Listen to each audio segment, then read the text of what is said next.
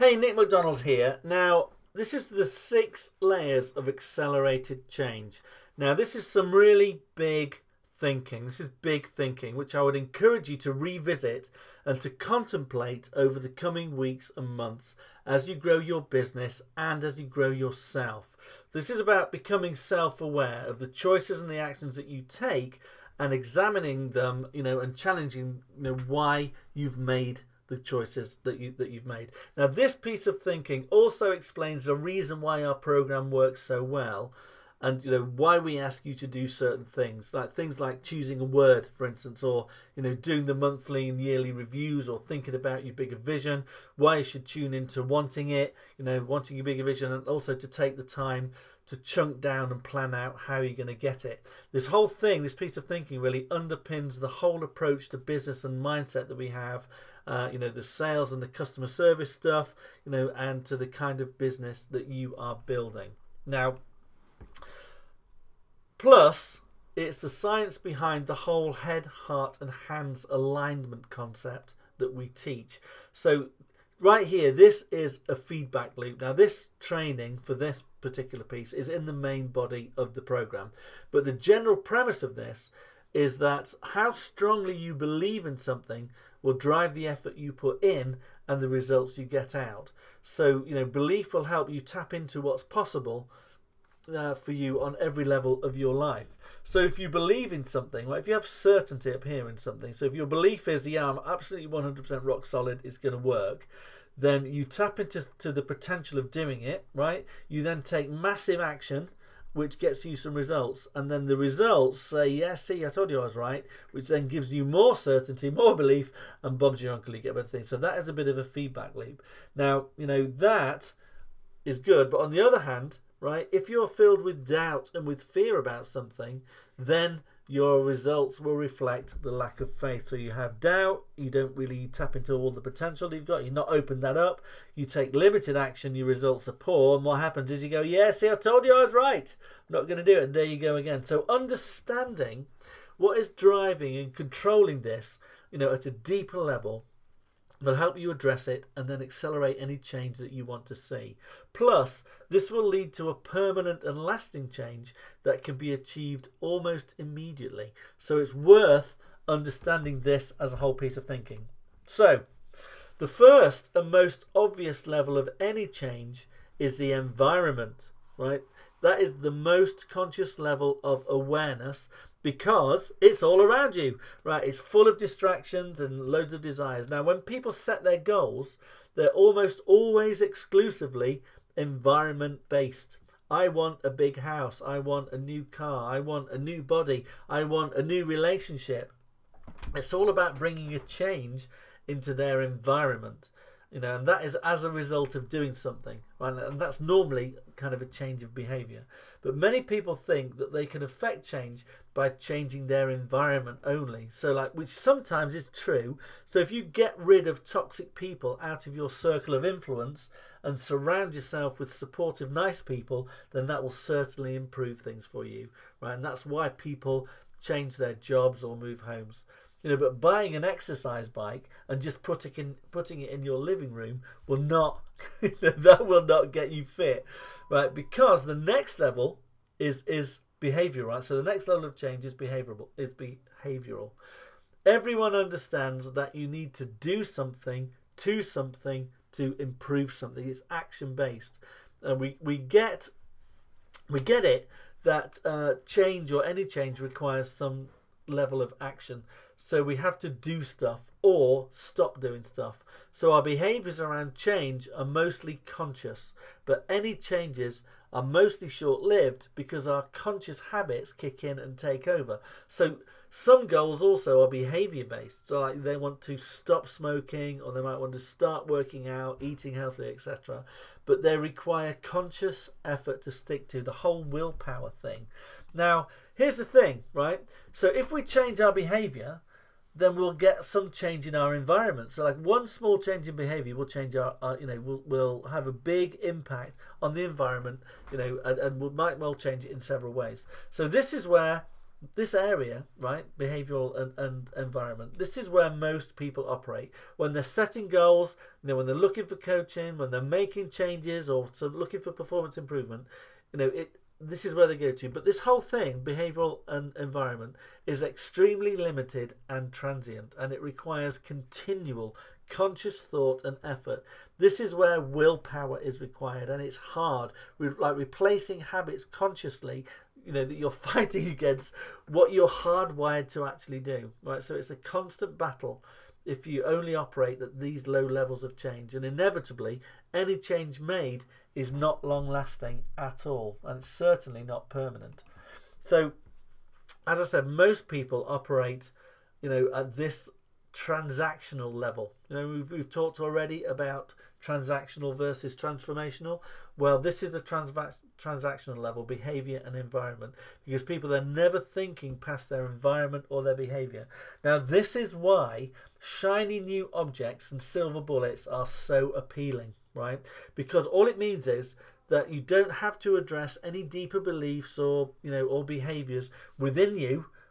You can just stay at surface level. So, for instance, if I just buy this new thing, this new shiny thing, as in I'm going to bring something new into my environment and do something with it, then I will be all good. That will solve all of my problems. So this is why people join the gym, they buy overpriced software, or maybe they invest in training, because they're looking for a change, but only on the surface level, as they're afraid to face themselves in the mirror. Okay, so the next level of change is tapping into potential. Now, potential comes from learning something new or changing your perspective on things or getting a new idea, right? It's basically new information. Now, we are all conscious of our environment, and we're kind of conscious, semi-conscious of our behavior, right? But we're not really that conscious of our own potential, and rarely do we ever tap into it. We're often distracted. So when you think about it, do you have untapped potential that you are not consciously aware of? And what is the true potential of your business? If you really thought about that and you tuned into that and tapped into that, then Bob Jones, that will make a big difference. So this is why we spend so much time in our program exploring possibilities and opportunities with you, so that you start thinking on this level of potential. I mean, it is a game changer.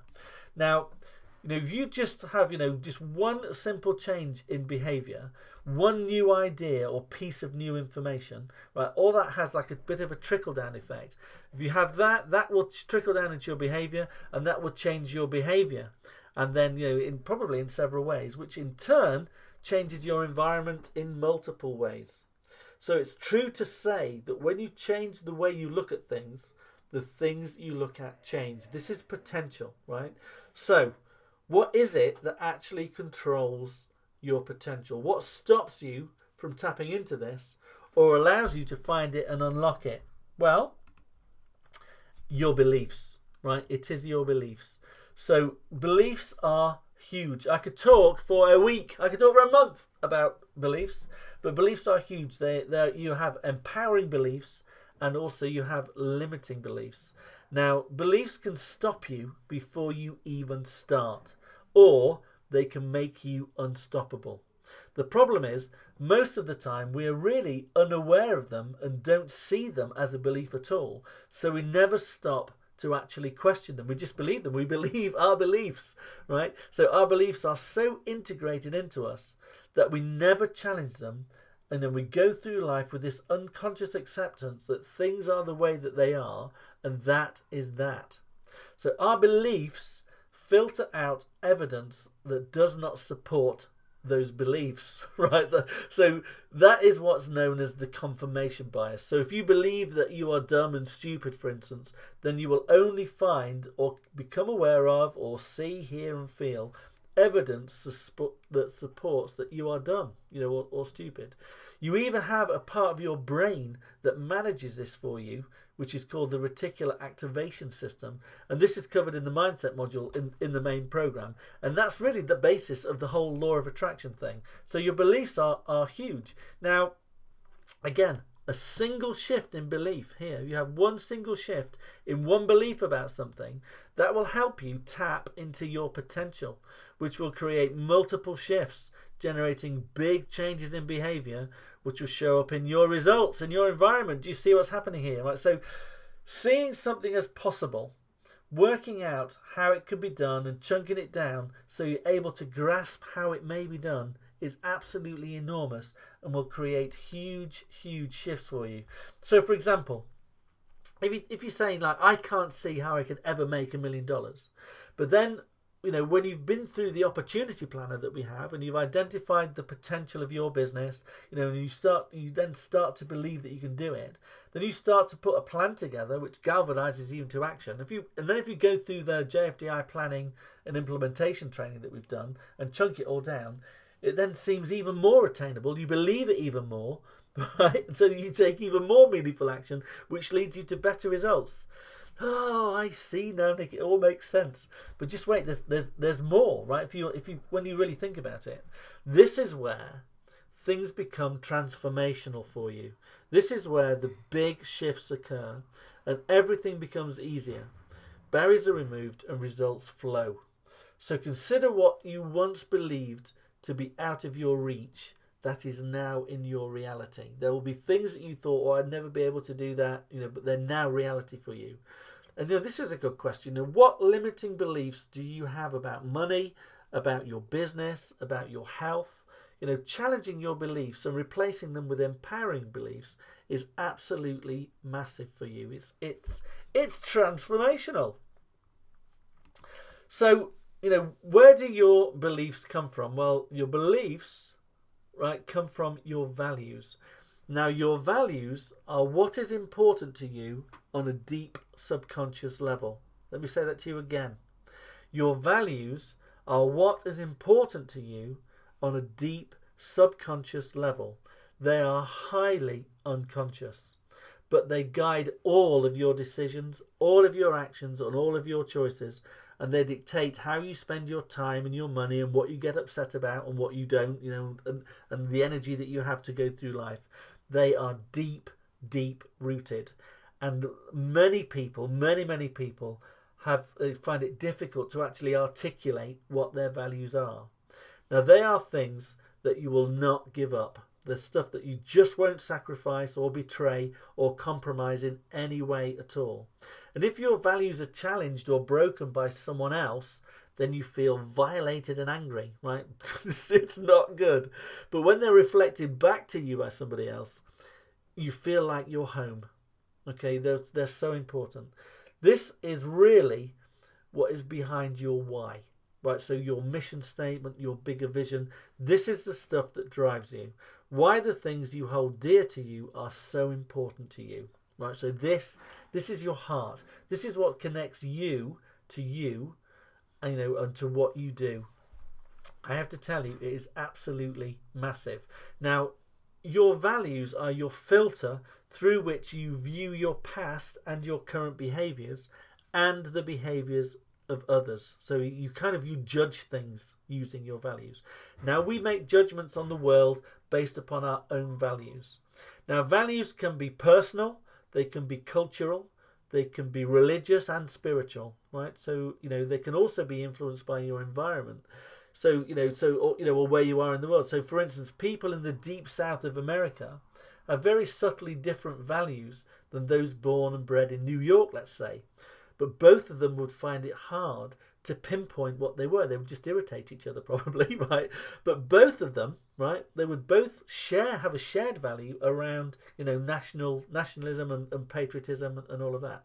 So here's the thing, right, about values. So basically, values are a big deal when it comes to making a change or, transformation.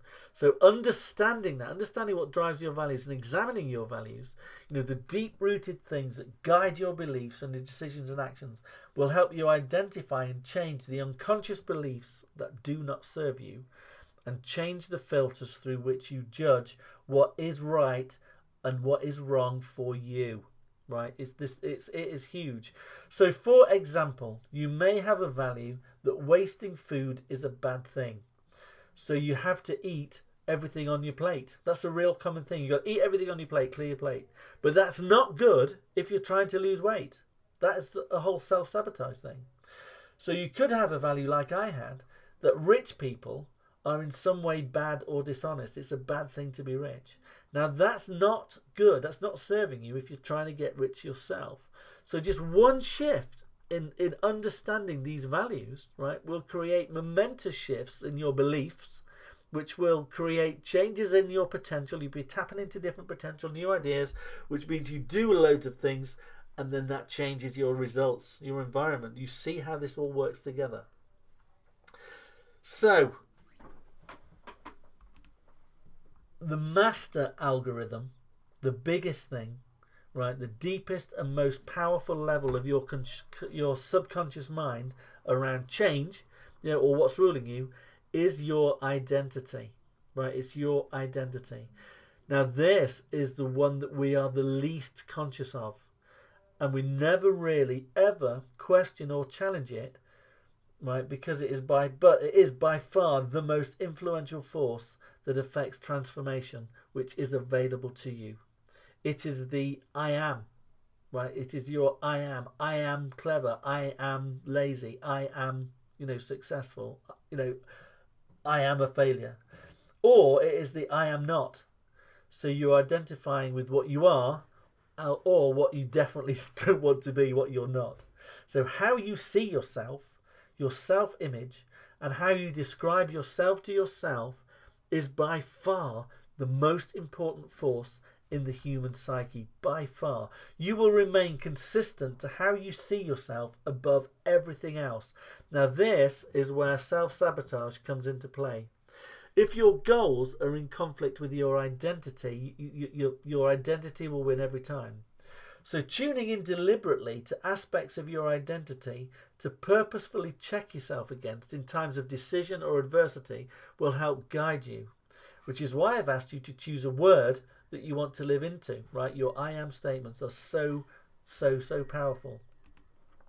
So look at this. If there's just one shift in identity, like one shift in your identity will have a trickle-down effect on everything else, right? It will help you, challenge your values, which will change your beliefs, which will have, change to help you tap into your potential. All of this stuff then, down here, you're with behavioural and environmental, you're in the whole willpower thing. You're really, this is hard work. If you change your identity and your values up here, everything else just becomes natural, right? You'll get exponential changes in your behaviors and also in your values. So you think this stuff, this whole identity stuff, you think this stuff unconsciously and you never challenge it. So here's an example. One guy said to me when we were looking at next year, we'd reviewed last year, we're looking at next year, he said this to me, I wrote it down and said it back to him. He said, I don't think I'm the kind of person that can handle these kind of big numbers in my business.